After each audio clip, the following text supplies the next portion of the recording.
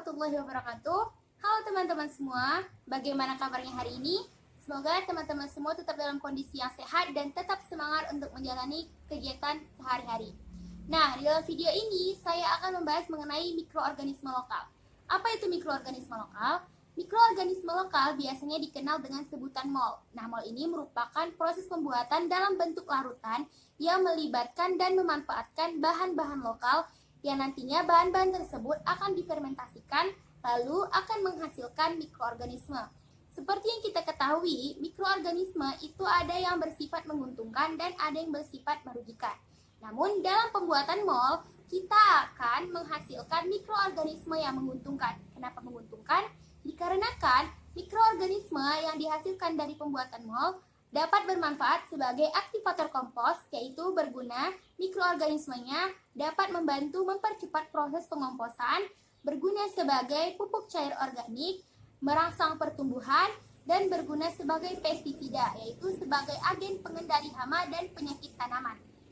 Nah, dalam pemanfaatannya tersebut, dalam pembuatan mol, kita membutuhkan yang namanya 3 sumber bahan utama. Yang pertama ada sumber karbohidrat, yang kedua ada sumber glukosa, dan yang ketiga ada sumber mikroorganisme.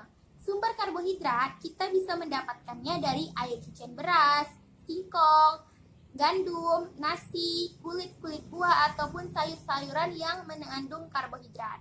Lalu dari sumber glukosa, kita bisa menggunakan larutan gula, yaitu gula aren, gula pasir, terus kita juga bisa menggunakan air kelapa, air tebu, air nira, dan dari sumber mikroorganisme kita bisa menggunakan terasi, nasi basi, tape singkong, Yakult, yogurt yang sudah basi, dan bisa juga menggunakan buah-buahan ataupun sayur-sayuran yang sudah membusuk.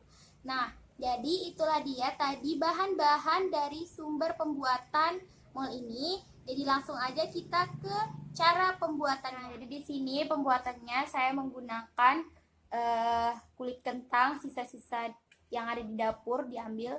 Terus ada kulit pisang, terus di sini ada batang sawi, terus ada kulit wortel, terus ada kulit terong, terus banyak kulit buah-buahan yang bisa digunakan sebagai sumber karbohidrat. Terus di sini menggunakan air cucian beras juga sebagai sumber karbohidratnya. Terus di sini saya menggunakan sumber glukosanya dari larutan gula aren. Terus di sini sumber mikroorganismenya saya gunakan terasi. Nah, jadi langsung aja kita ke cara pembuatannya. Nah, jadi yang pertama kita potong-potong kecil-kecil kulit-kulit buah sama kulit sayurnya. Kita potong kecil-kecil.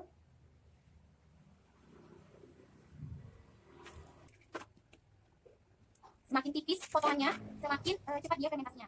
Nah, jadi ini dia sumber karbohidrat dari kulit pisang, dari sayur-sayuran yang mengandung karbohidrat yang sudah kita cincang tipis-tipis. Lalu setelah itu kita masukkan ke medianya. Nah, di sini medianya saya menggunakan botol. Nah, kita masukin secara perlahan-lahan. Nah, jadi ini dia sumber karbohidrat dari kulit pisang sama kulit sayur-sayuran yang sudah dimasukin ke dalam botol. Nah, lalu setelah itu kita sediakan air cucian beras. Ini takarannya nggak ada takaran yang pasti, tapi di sini saya buatnya 500 ml. Nah, setelah itu kita masukin larutan gula jawanya ke dalam sini. Oke.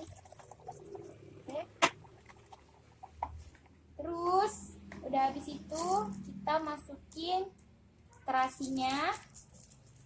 Di sini saya pakai terasi 2 bonggol, 2 bulatan terasi. Kita hancurin.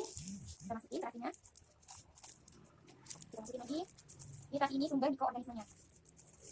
Kita hancurin terlebih dahulu baru kita masukin. Oke, dan habis itu kita aduk. Karena dia pakai gula aren, makanya warnanya jadi warna kecoklatan. Nah, setelah air cucian beras, terasi sama larutan gula arennya udah kita satuin, kita masukin ke dalam botol yang sudah berisikan kulit buah-buah sama sayur-sayuran. Masukin pelan-pelan.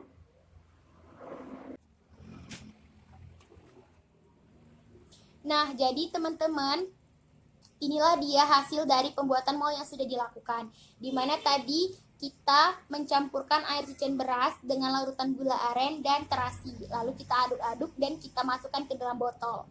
Nah, pembuatan mol ini merupakan fermentasi anaerob, yaitu fermentasi yang tidak membutuhkan oksigen. Maka dari itu fermentasinya tertutup.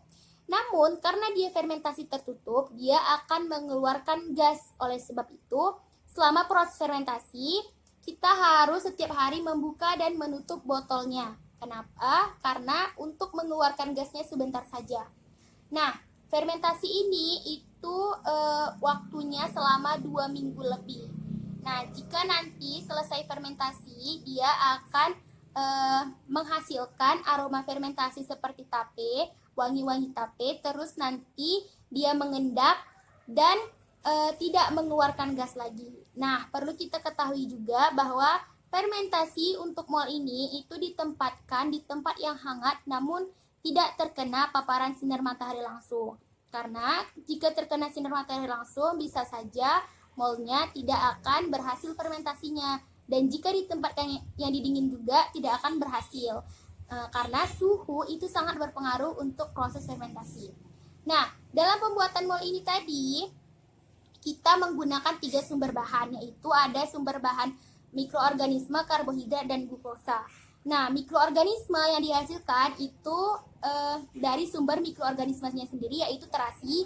Nah, tadi kenapa digunakan terasi? Nah, teman-teman, terasi itu mengandung mikroorganisme karena dalam proses pembuatannya dia menggunakan bahan udang dan ikan sehingga menghasilkan bakteri. Makanya dalam proses pembuatan mol ini saya menggunakan terasi. Nah, terasi ini juga, mol terasi itu sangat berguna sebagai bioaktivator kompos, pestisida, dan juga perangsang tumbuhan seperti yang saya bilang di awal tadi. Nah, untuk sumber karbohidrat dan glukosanya itu berperan sebagai sumber energi bagi mikroorganisme untuk terus bertahan hidup selama fermentasi. Makanya digunakanlah 3 sumber bahan tersebut.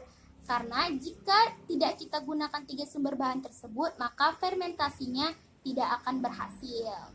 Nah, jadi mungkin hanya ini saja mengenai pembahasan mikroorganisme lokal dan cara pembuatannya.